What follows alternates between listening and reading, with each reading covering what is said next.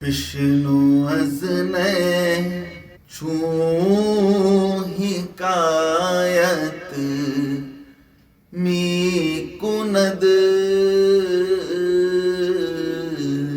وز جدائی ها شکایت می کند.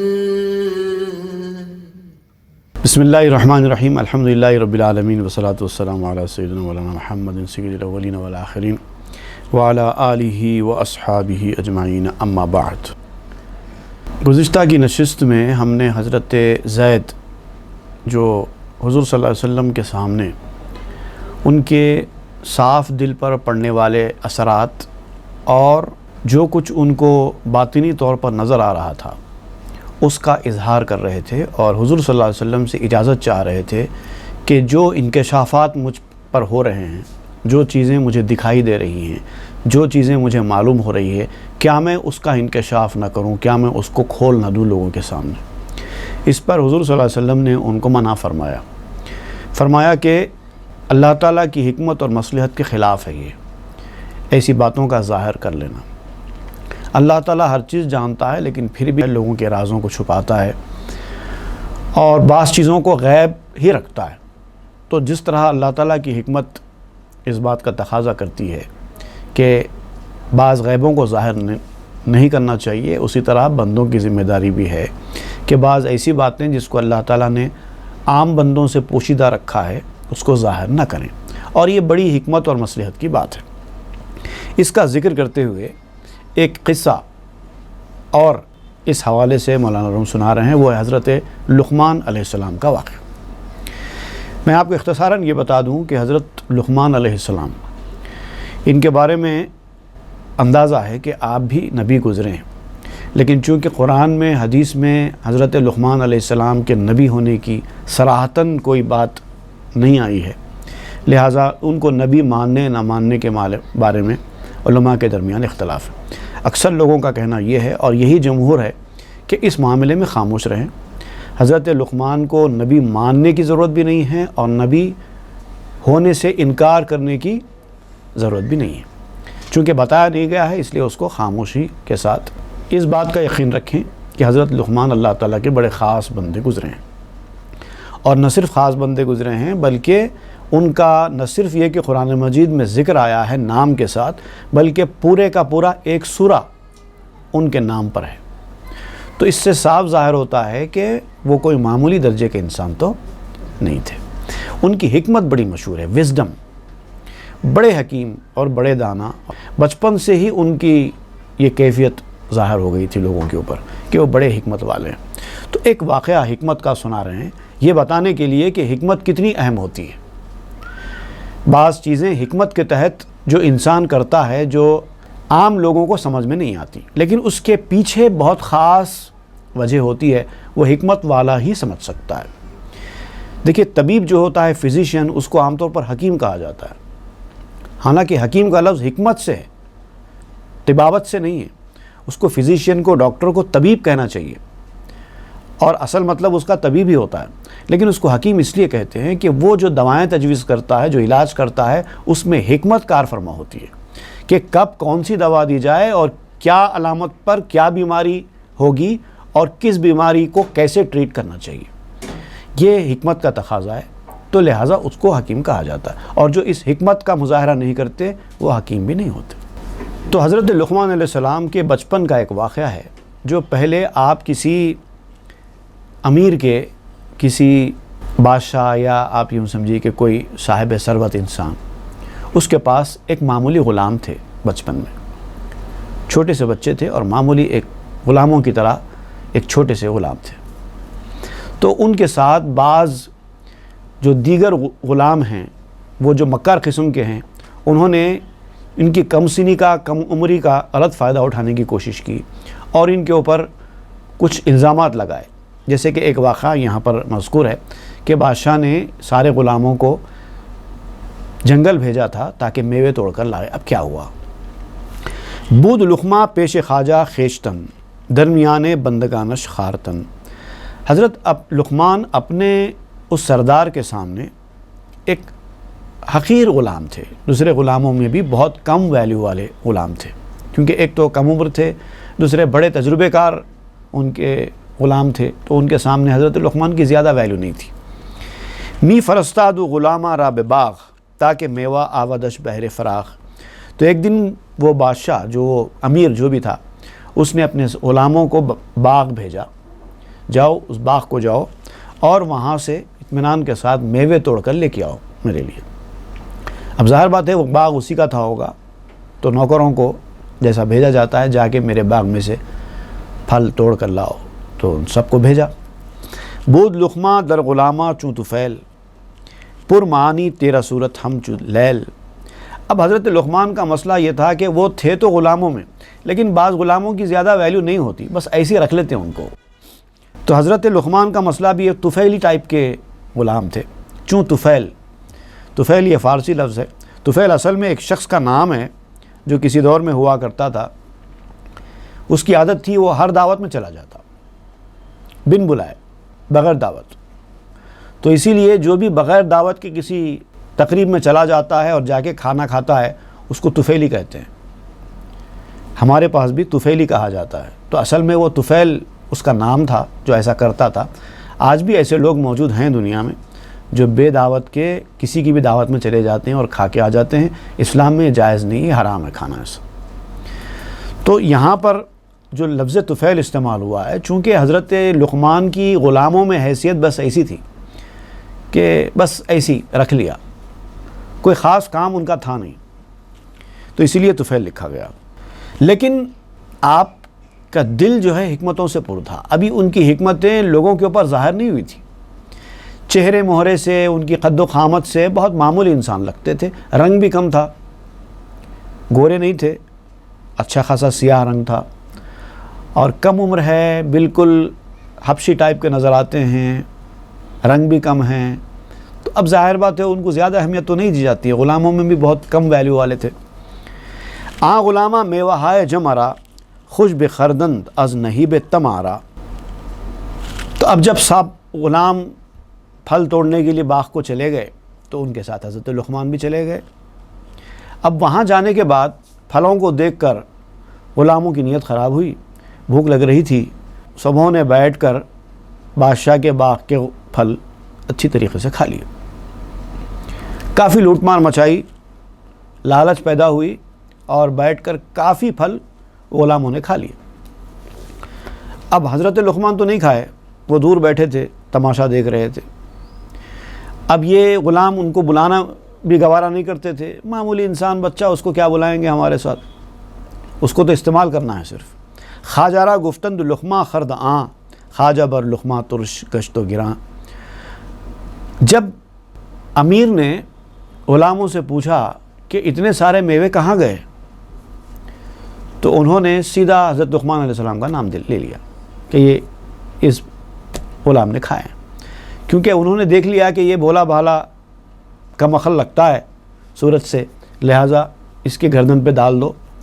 حضرت لقمان کی گردن پہ ڈال دیا۔ اب جیسے اس کو پتہ چلا کہ لقمان علیہ السلام نے یہ پھل کھا لیے ہیں تو کافی غصے میں آ گیا وہ، بھلا میں نے تم کو ہمدردی میں رکھا، تمہاری کیا حیثیت ہے اور تم ایسی حرکت کرتے ہو۔ کافی بگڑا اور کافی غصہ کرا اور کافی ناراض ہوا لقمان علیہ السلام پہ وہ امیر۔ چوں تفحص کرد از لقمہ سبب در اتاب خواجہ اش بکشاد لب۔ اس نے حضرت لقمان علیہ السلام کو بلا کر پوچھا کہ بتاؤ تم نے ایسا کیوں کیا، کس وجہ سے کی تم نے یہ حرکت، ایکسپلینیشن دو۔ تو حضرت لقمان علیہ السلام نے جب دیکھا کہ یہ امیر بہت غصے میں آ رہا ہے، یہ مالک، تو ایکسپلینیشن دینا پڑے گا، تو آپ نے کہنا شروع کیا۔ اب کیا کیا حضرت لقمان علیہ السلام نے اس وقت، بڑی خاص توجہ سے سننے والی بات ہے۔ گفت لقمہ سیدہ پیش خدا بندہ خائن نباشت مرتضیٰ۔ حضرت لقمان علیہ السلام نے کہا، ہے میرے سردار، خدا کے سامنے کبھی بھی خیانت کرنے والا بندہ پسندیدہ نہیں ہوتا۔ پیش خدا بندے خائن نباشت مرتضیٰ، مرتضیٰ کہتے ہیں کہ سلیکٹڈ ون، لائکڈ ون، پسندیدہ۔ تو اللہ تعالیٰ کے سامنے خائن بندہ، خیانت کرنے والا، امانت میں خیانت کرنے والا بندہ کبھی پسندیدہ نہیں ہوتا، لہٰذا میں وہ کام نہیں کر سکتا۔ امتحارا کار فرما اے کیا، شربت را نش بدہ بہر نما۔ تو آپ نے کہا کہ اگر آپ کو میری بات پر یقین نہیں ہے تو ٹھیک ہے، امتحان لے لیجئے، سب کا امتحان لیجئے۔ اصلیت دکھانے کے لیے میرے پاس ایک ترکیب ہے، وہ ترکیب آپ چلائیے، پتہ چل جائے گا کس نے کھایا کس نے نہیں کھایا۔ ایک شربت ہوتا ہے، اس کو رانش کہتے ہیں، شربت رانش۔ وہ پیٹ میں جا کر گڑبڑ کرتا ہے اور اس سے قے ہوتی ہے۔ تو آپ نے کہا کہ وہ شربت سب کو پلا دیجئے۔ امتحان کن جملہ مارا اے کریم، سیر ماں دردہ تو از آب حمیم۔ اے ہمارے آقا، اے ہمارے سردار، ہم سب کا امتحان دیجئے، آپ مجھ کو بھی مت چھوڑیے، میں بھی پیوں گا۔ وہ شربت پلائیے، اس کے بعد اس کے اوپر گرم پانی ہمیں پلائیے۔ جیسے شربت پینے کے بعد وہ گرم پانی پیا جاتا ہے تو پیٹ میں ہلچل شروع ہو جاتی ہے۔ بعد ازاں مارا بصحرائے براں، تو سوارو ماں پیادہ می دواں۔ اس کے بعد آپ ہم سب کو جنگل میں لے کے جائیے، وہاں پر دوڑائیے۔ تو اب دیکھیے، ایک تو شربت رانش ہے، مسہل کا شربت کہتے ہیں اس کو، وہ پلائے، اس کے بعد پھر اس کے اوپر گرم پانی پلائیں، اس کے بعد پھر جنگل میں دوڑائیں سب کو۔ ہم لوگ پیدل پیدل چلتے ہیں، آپ سواری پہ چلیے، وہاں جا کر ہم سب کا حال دیکھ لیجئے۔ آنگے ہاں بنگر تو بد کردار را، سن ہائے کاشف الاسرار را۔ تو بد کردار کون ہے، کس کی نیت خراب ہے، آپ کو پتہ چل جائے گا، کیونکہ یہ جو حکمت ہے اس کے پیچھے، اس پلانے کے پیچھے، وہ کاشف الاسرار کی حکمت ہے، رازوں کو کھولنے والے کی حکمتوں کا اثر ہے۔ آپ ایسا کریے، دودھ کا دودھ پانی کا پانی ہو جائے گا۔ گشت ساقی خواجہ از آب حمیم، مر غلام آرا و خوردن داز بیم۔ اب وہ سردار نے کیا کیا، سب کو گرم پانی شربت کے ساتھ پلا دیا۔ اور پہلے تو ایسے لوگ جو کھانے والے رہتے ہیں پینے تیار نہیں ہوتے، جب ان کو پتہ چلتا ہے کہ اس سے ہمارا بھید کھلنے والا ہے تو وہ کہاں پئیں گے، لیکن پینا ہی پینا ہے یہاں تو۔ امیر نے خود شربت اور گرم پانی اپنے سامنے سب کو پلانے کا بیڑا اٹھا رکھا ہے، اب انکار کرے تو وہیں پکڑے جاتے، تو پینا ہی ہے۔ تو خوف کے مارے، ڈر کے مارے سارے غلاموں نے وہ شربت اور وہ گرم پانی پی لیا۔ بعد ازاں میراند شاں دردشتہا، می دویدن تا نفر تحت و الا۔ اس کے بعد ان کو جنگلوں میں چھوڑ دیا۔ اب ان کو دوڑنے کا حکم دیا، اونچے نیچے علاقوں میں دوڑو۔ کبھی پہاڑیوں پہ دوڑاتا، کبھی نچلے علاقوں میں دوڑاتا، بہرحال ایسے اوپر نیچے دوڑانے لگا۔ قید در افتادند ایشاں از عنا، آب می آورد زیشاں میں وہا۔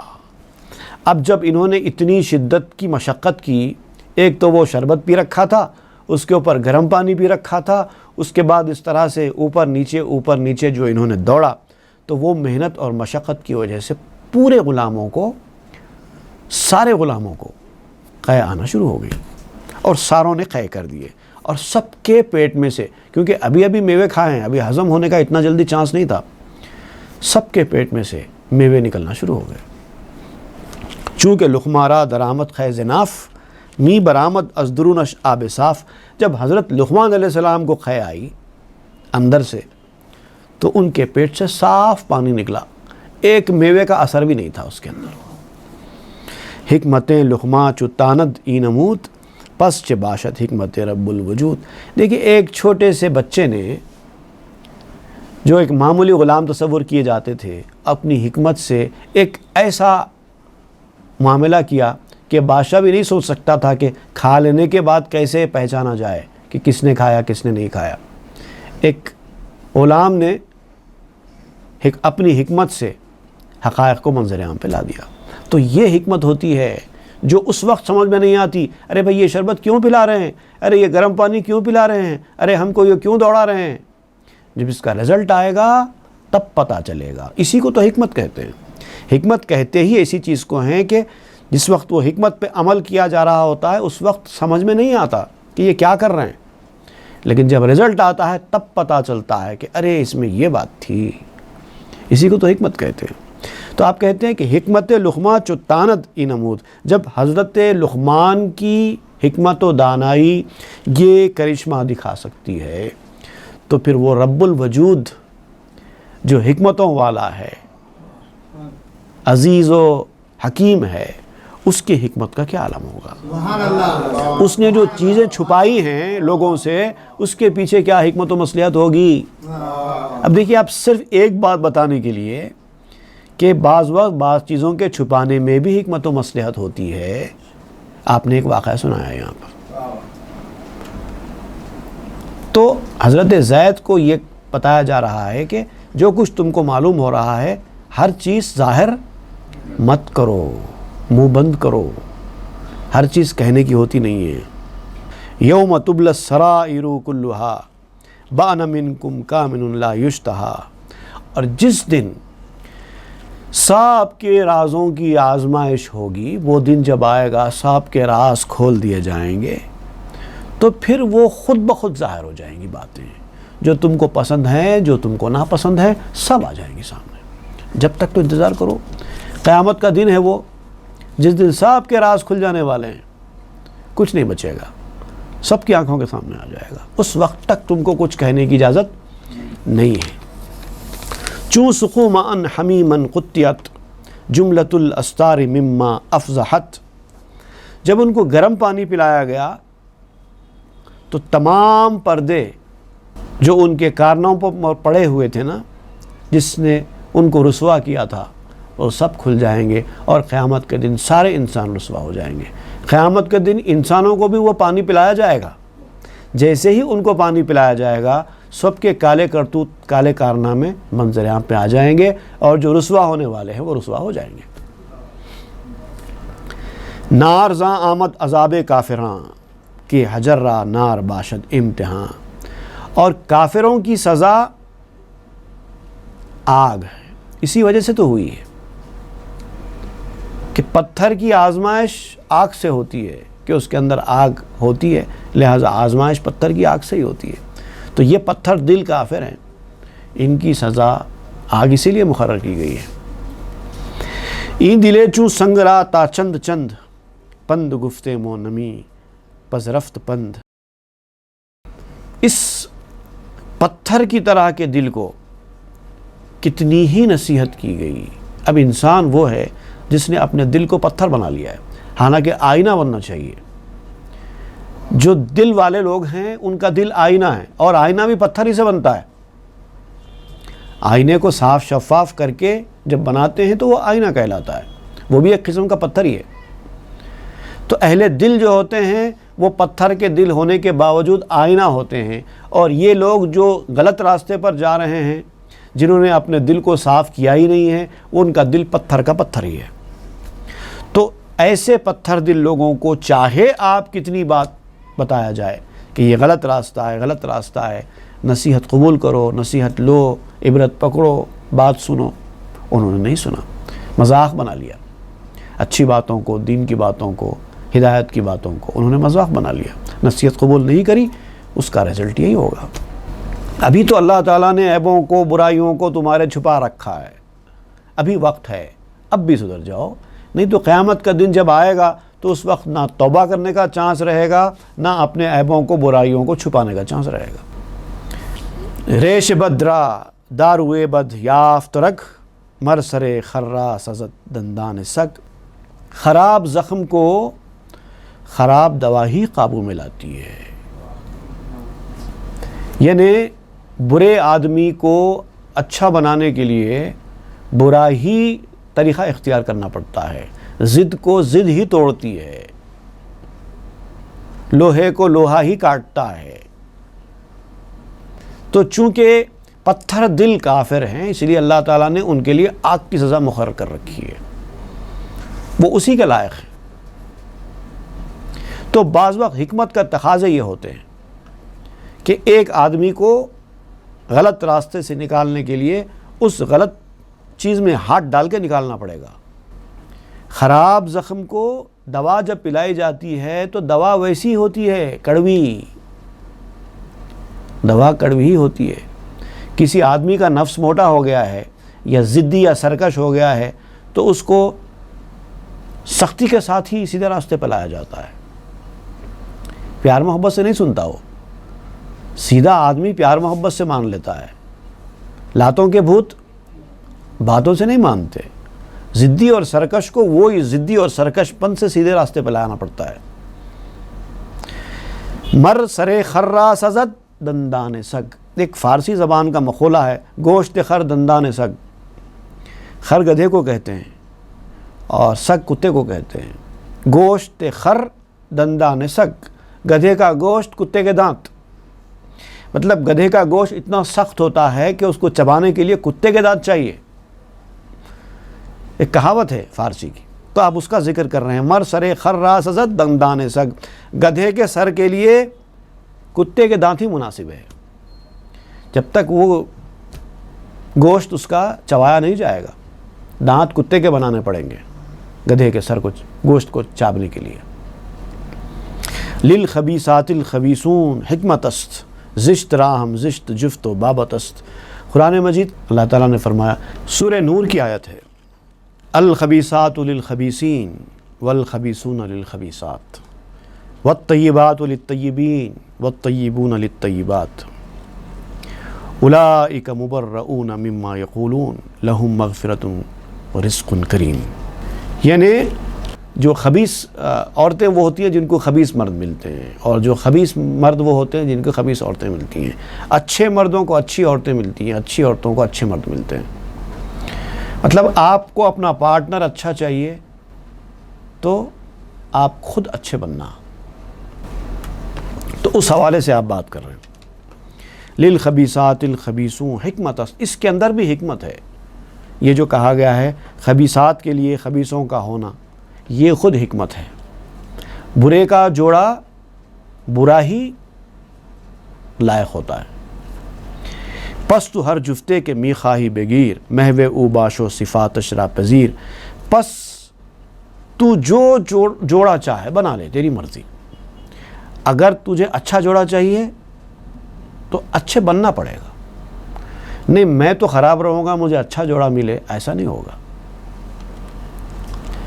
اب یہ جو جوڑ ہے یہ خالی اسپاؤس یا میاں بیوی کے جوڑ میں ہی نہیں ہے، دوستوں کے جوڑ میں بھی ایسی ہے۔ اگر تم اچھے ہوں گے تو تمہیں اچھے دوست ملیں گے، اچھے لوگوں کی صحبت ملے گی۔ جیسا آدمی ہوگا ویسے اس کے دوست ہوں گے۔ A man is known by the company he keeps۔ کیوں؟ اس لیے تو کہا جاتا ہے وہ جن لوگوں کی صحبت میں رہتا ہے، جن لوگوں کے ساتھ رہتا ہے، اسی سے پہچانا جاتا ہے کہ اس کا میلان، اس کی دلچسپی کس طرح کے لوگوں کے ساتھ ہے۔ اچھے دل والا آدمی اچھے لوگوں کے ساتھ رہنا پسند کرتا ہے، برے دل والا آدمی برے لوگوں کے ساتھ رہنا پسند کرتا ہے۔ پھر یہ دوستوں کی حد تک ہی نہیں ہے، پیر مرید کا بھی وہی معاملہ ہوتا ہے۔ اچھا آدمی اچھے پیر کی طرف ہی رجوع ہوتا ہے، برے آدمی کو برا ہی پیر ملتا ہے۔ تو اگر آپ اچھے لوگوں سے اپنا تعلق بنانا چاہتے ہیں تو پہلے خود اچھے بنو، خود بخود تعلق بن جائے گا۔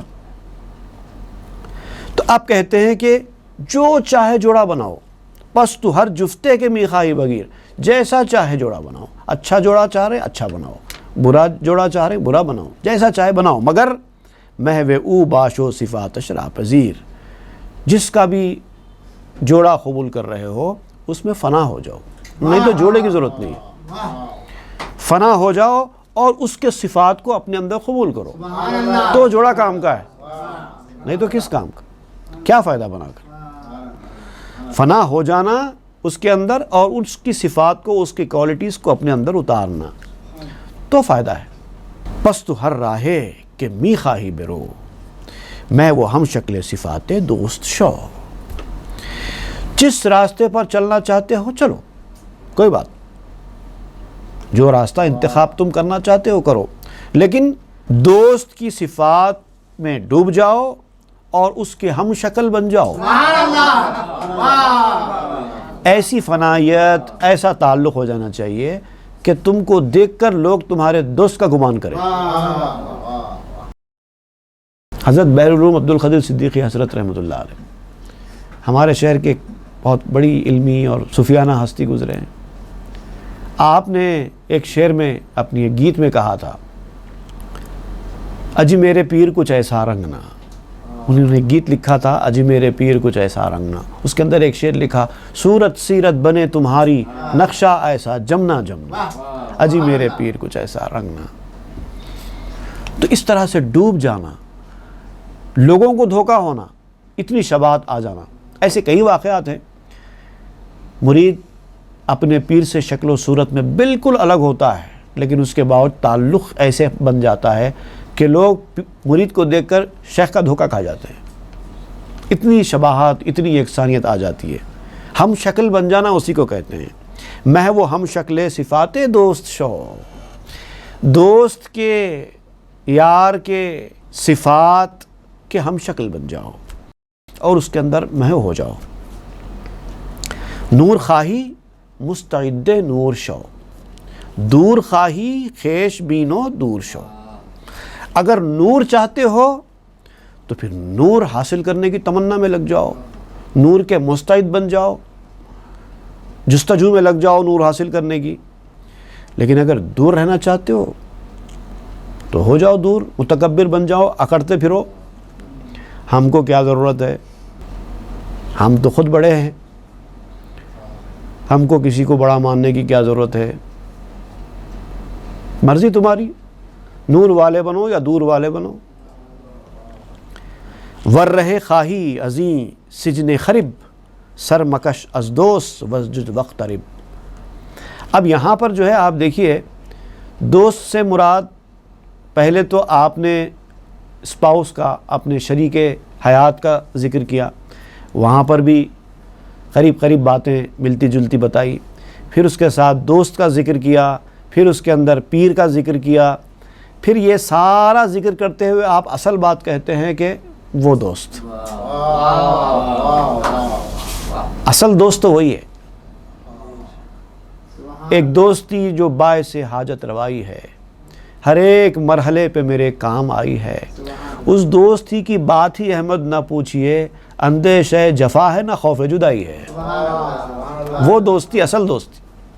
تو آپ کہتے ہیں اگر تو اس دنیا کے ویران قید خانے سے رہائی چاہتا ہے، تجھے یہاں پر جو ویران قید خانے میں دنیا کے چھوڑ دیا گیا ہے، تو اس دنیا کے ویران قید خانے سے رہائی چاہتا ہے، تو پھر اپنے اصلی دوست سے کبھی سرکشی مت کر، سرکشی کا رویہ اختیار مت کر۔ وسجد واقترب، جھک جا، اپنی گردن جھکا لے اور قریب ہو جا، سجدے میں گر جا، جھک جا، مان لے، جو کہا جائے سن لے، الٹا کرنے کی کوشش مت کر، اسی سے قربت ملتی ہے۔ وسجد واقترب، جو مانے گا سنے گا وہ قریب ہوگا۔ قربت جو ہے، جسمانی قربت کو قربت نہیں بولتے۔ بہت سارے لوگ جسمانی قربت رکھنے کے بعد بھی دل ان کے بالکل الگ الگ ہوتے ہیں، ایک ادھر جاتا ہے ایک ادھر جاتا ہے، وہ قربت کوئی قربت نہیں ہے۔ اصل دل کی قربت قربت ہوتی ہے، اور وہ ماننے سے ہوتی ہے، قبول کرنے سے ہوتی ہے، اپنی کرنے سے نہیں ہوتی، ہٹ دھرمی کرنے سے نہیں ہوتی۔ وسجد واقترب، جھکو اور قریب ہو جاؤ، سجدہ کرو اور قریب ہو جاؤ۔ سرکشاں بھی سراسر در عذاب، سر بنہ واللہ اعلم بالصواب۔ اور سرکش جو لوگ ہوتے ہیں ان کو تو سمجھ کہ وہ سراسر عذاب میں ہے۔ سرکش کس کو کہتے ہیں؟ سرکش وہ آدمی ہوتا ہے جو اپنی ہی کرے، کسی حکمت کو نہ مانے، کسی کی ہدایت کو قبول نہ کرے، بس اپنی کرے، اپنے کو جو سمجھ میں آیا بس وہ کرنا، چاہے آپ کو ہدایت دینے والا کچھ بھی ہدایت دے رہا ہو، بس وہی کریں گے جو ہم کو سمجھ میں آیا۔ اس کو کہتے ہیں سرکش انسان۔ جیسے آپ سے کہا گیا اپنی ٹوپی اتارو، اب آپ 25 چیزیں سوچتے ہیں، کیوں اتاروں، کیا فائدہ ہے اس میں، نہیں پہننے میں بھلائی ہے، میرے سر کے بال کم ہیں چھپ جا رہے ہیں، اس طرح سے کچھ نہ کچھ آپ سوچتے رہتے ہیں، آپ نہیں اتارتے۔ مطلب سرکش، خاص طور سے جو حکمت والا ہے، جس کی ہدایت کے تحت آپ چلتے ہیں، اس کے ساتھ ایسا رویہ اختیار کرنا وہ سرکشی کا اثر ہوتا ہے۔ تو یہ سرکشی کو توڑنے تک وہ قربت حاصل نہیں ہوتی۔ یہ نفس ہوتا ہے انسان کا سرکش ہے، اس کو توڑنا پڑتا ہے، ضد کے ساتھ توڑنا پڑتا ہے۔ اور ایسے لوگوں کی زندگی جنہوں نے سرکشی کو توڑا نہیں ہے سراسر عذاب میں ہوتی ہے۔ سر بنا اپنے سر کو جھکا دے، واللہ اعلم بالصواب، اور اصل بہتر حال تو اللہ تعالیٰ جانتا ہے۔ اب جتنا میں نے بتایا ہے، ابھی بھی تیرے سمجھ میں نہیں آیا تو جانے، مالک جانے، فیصلہ کرنے والا وہ ہے۔ ای سخن پایا ندارت خیز زید، بر براخ ناتخا بر بند قید۔ اب یہ بہت کام کی باتیں ضرور ہیں، لیکن اس کا خاتمہ تو کچھ ہے نہیں۔ تو اب آپ کہتے ہیں کہ زید اب اٹھو، جو قوت گویائی ہے آپ کی، جو آپ کے بات کرنے کی، بولنے کی جو صلاحیت ہے، اس کا براق، بات کرنے کا جو براق ہے، وہ براق کو باندھ ڈالو، کہیں وہ اب اڑنے لگے گا۔ اب اڑنے کا ٹائم نہیں ہے، کچھ بولنے کا وقت نہیں ہے، منہ بند کرو۔ بولنے کا مطلب یہ ہے کہ آپ کی بات چیت کا گھوڑا استبل میں ڈال دو، اب منہ کھولنے کی ضرورت نہیں ہے، کچھ بولنے کی ضرورت نہیں ہے۔ ناتخا چوں فاز آمد عیب را، می درانت پرد ہائے غیب را۔ بولنا جو ہے عیب کی پردہ دری کرنے والا ہوتا ہے، اور وہ غیب کے پردوں کو چاک کر دیتا ہے۔ جو غیب کے پردے ہوتے ہیں اس کو چاک کر دیتا ہے۔ غیب کے پردے غیب کے اوپر پڑے رہنے دو، آپ ضرورت سے زیادہ بولیں گے، غیب سامنے آ جائے گا تو اللہ تعالیٰ کی حکمت و مصلحت کے تحت جو اس نے نظام دنیا بنایا ہے وہ ڈسٹرب ہو جائے گا۔ اگر اس نے اپنے فضل سے آپ کو کچھ معلوم کرایا بھی ہے تو بولنے کے لیے معلوم نہیں کرایا ہے۔ اس کی حکمت میں اگر مداخلت کریں گے، اس کے نظام میں اگر مداخلت کریں گے تو پھر وہ ساری معلومات جو اللہ تعالیٰ نے تم کو دی ہیں وہ چھین بھی لے سکتا ہے۔ غیب مطلوب حقامت چندگاہ، این دو حلزن راہ براں بربند راہ۔ اللہ تعالیٰ کو غیب ہے، وہ غیب کو غیب رکھنا چاہتا ہے۔ جو غیب اللہ تعالیٰ نے غیب رکھا ہے اس کو تم غیب ہی رکھو، کیونکہ اللہ تعالیٰ چاہتا ہی ایسا ہے کہ جو غیب کی چیز ہے وہ غیب رہے، کھل کے نہ آئے۔ اور وہ جو تمہارا نفس جو غیب کو ظاہر کرنا چاہتا ہے اس کو نکال دو اپنے اندر سے، راستہ بند کر دو، کہیں ایسا نہ ہو کہ وہ پھر غیب کی باتیں لوگوں کے سامنے بیان کرتا پھرے۔ انبیاء کرام کو اللہ تعالیٰ نے غیب دیا، لیکن انبیاء کرام نے جتنا ان کو غیب ظاہر کرنے کے لیے کہا گیا اتنا ہی کیا، انہوں نے اس سے زیادہ نہیں کیا۔ اور کافروں کے سامنے تو کہہ دیا کہ میں نے تم کو کب کہا ہے کہ میں غیب جانتا ہوں، کیوں ہم سے غیب کی باتیں پوچھتے ہو؟ تم کو بتانے کی ہے ہی نہیں نا، تم کو کیوں بتائیں؟ ایمان والوں کو جو بتانا ہے وہ بتائیں گے غیب کی باتیں۔ تگ مراں درکش انا مستور بہ، ہر کسس پندار خود مسرور بہ۔ تیز مت دوڑ، یہ میدان میں جب تو آ گیا ہے تو اب زیادہ تیز دوڑنے کی کوشش مت کر۔ باغ کو کھینچ، جو لگام ہے وہ لگام کو کھینچ کے رکھ، رازوں کا چھپا ہوا ہونا ہی بہتر ہوتا ہے۔ یہ ساری راز کی باتیں ہیں جو تم کو پتہ چلی ہیں، اس کا چھپا ہوا ہونا ہی بہتر ہوتا ہے۔ ہر کسس پندار خود مسرور بہ، اگر کسی کو نہیں معلوم ہے راز، اور وہ جو نہیں معلوم ہے وہ اپنے لمیٹڈ نالج پر ہی اپنے آپ میں خوش ہے، تو آپ اس کو یہ ثابت کرنے کی ضرورت نہیں ہے کہ تم کو لمیٹڈ نالج ہے، تم سے زیادہ مجھے نالج ہے، نہیں، اس کو لمیٹڈ نالج میں ہی خوش رہنے دو، اس کے لیے وہی بہتر ہے۔ ہر انسان کا اپنے خیال کے مطابق خوش رہنا ہی بہتر ہے۔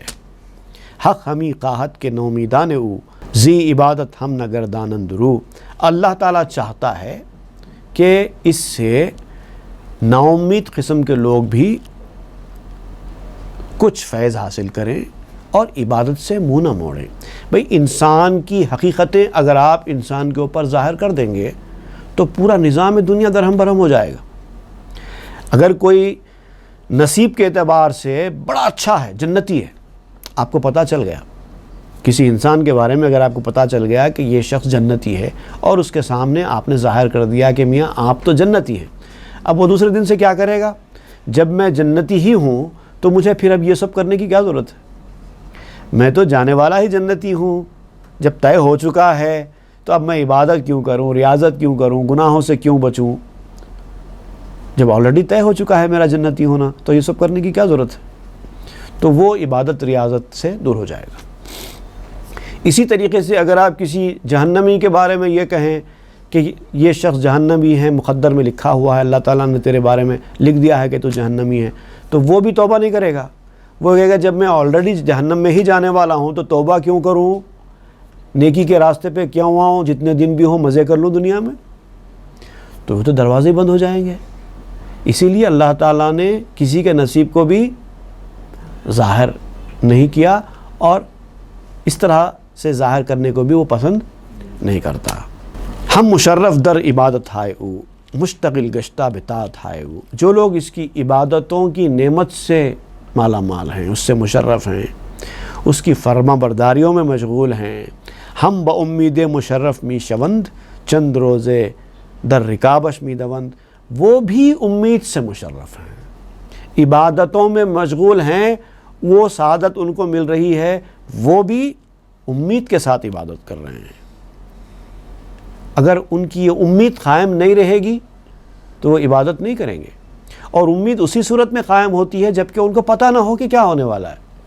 اگر کیا ہونے والا ہے پتہ چل جائے تو امید ختم ہو جائے گی، یقین پیدا ہو جائے گا، اور امید عبادت کے راستے پر لاتی ہے، امید توبہ کے راستے پر لاتی ہے، یقین نہیں لاتا۔ جنتی ہونے کا یا جہنمی ہونے کا یقین جب پیدا ہو جائے تو پھر انسان وہ یقین کے حساب سے چلتا ہے۔ امید انسان کو کام کراتی ہے۔ جیسے کسی بچے کو پتہ چل جائے کہ آپ فیل ہونے والے ہیں، آپ کچھ بھی کر لو آپ فیل ہونے والے ہیں، وہ نہیں پڑھے گا۔ جب میں فیل ہی ہونے والا ہوں تو کیوں پڑھوں؟ اسی طریقے سے جس بچے کو آپ کہہ دیں کہ تم کچھ بھی کر لو تم تو پاس ہونے والے ہی ہیں، میں تم کو پاس کرنے والا ہوں، میں تم کو 99% مارکس دینے والا ہوں، وہ بھی نہیں پڑھے گا۔ جب میں پاس ہی ہو رہا ہوں تو پڑھنے کی کیا ضرورت ہے؟ تو یہ دونوں صورتیں صحیح نہیں ہیں۔ اس سے یہ کہنا چاہیے کہ دیکھو اچھا پڑھیں گے تو پاس ہوں گے، نہیں پڑھیں گے تو فیل ہوں گے، تو فیل ہونے کا خوف اور پاس ہونے کی امید دونوں رہیں گے تو بچہ پڑھے گا۔ تو یہ ڈر اور امید اسی لیے اللہ تعالیٰ نے دونوں کو ساتھ ساتھ رکھا ہے۔ زندگی میں انسان کے پاس دونوں چیزیں ہونی ہیں، ڈر بھی ہونا ہے اور امید بھی ہونا ہے۔ صرف ڈر بھی نہیں چلے گا، صرف امید بھی نہیں چلے گی۔ چند روزے در رکابش می دوند، کیونکہ وہ بھی اچھے لوگ بھی برے لوگوں کے ساتھ دنیا میں چند روز کے لیے تو گزار رہے ہیں۔ جیسے برے لوگوں کو امید کی ضرورت ہے، اچھے لوگوں کو بھی امید کی ضرورت ہے۔ دونوں سائملٹینیسلی دنیا میں رہ کر زندگی گزار رہے ہیں۔ خواہداں رحمت بتابت برہما، بر بدونے کس عموم مرہما، اللہ تعالیٰ کی رحمت جو ہے چاہتی ہی یہی ہے کہ وہ سب کے اوپر نازل ہو، کیونکہ اس کی رحمت عام ہے۔ اللہ تعالیٰ کی رحمت جب ہوتی ہے تو وہ برا بھلا کچھ نہیں دیکھتی۔ تو اللہ تعالیٰ کی چونکہ رحمت عام ہے اور وہ برا بھلا کچھ نہیں دیکھتی، وہ تو ہیلا دیکھتی ہے۔ آدمی امید کے ساتھ آ رہا ہے کہ نہیں آ رہا ہے، امید قائم ہے کہ نہیں قائم ہے، اور رحمت ہو جاتی ہے۔ رحمت حق بہا نمی جوید، بہا کہتے ہیں قیمت کو، بیش بہا زیادہ قیمت والا، بہا نمی جوید، اللہ کی رحمت قیمت نہیں دیکھتی۔ رحمت حق بہانہ می جوید، اللہ کی رحمت بہانہ ڈھونڈتی ہے کہ میں اس کے اوپر ہونا چاہتی ہوں، کچھ نہ کچھ تو ریزن ہو تاکہ میں اس کے اوپر برس جاؤں۔ حق ہمی خواہت کہ ہر میر و اسیر، بار جاؤ خوف باشند و حذیر، اللہ تعالیٰ چاہتا ہے کہ ہر حکومت کرنے والا، حاکم، امیر اور اسیر، قیدی، محکوم، غلام، سب یہ دونوں مرحلوں سے گزرتے رہیں، ایک ڈر ایک امید۔ ہر وقت ڈر اور امید دونوں رہنا چاہیے انسان کے پاس۔ ای رجاؤ خوف در پردہ بوت، تاپس ای پردہ پروردہ شود، یہ جو رجا اور خوف ہے، امید اور ڈر، یہ پردہ پوشی چھپانے والے مرحلے سے ہی ہو سکتی ہے۔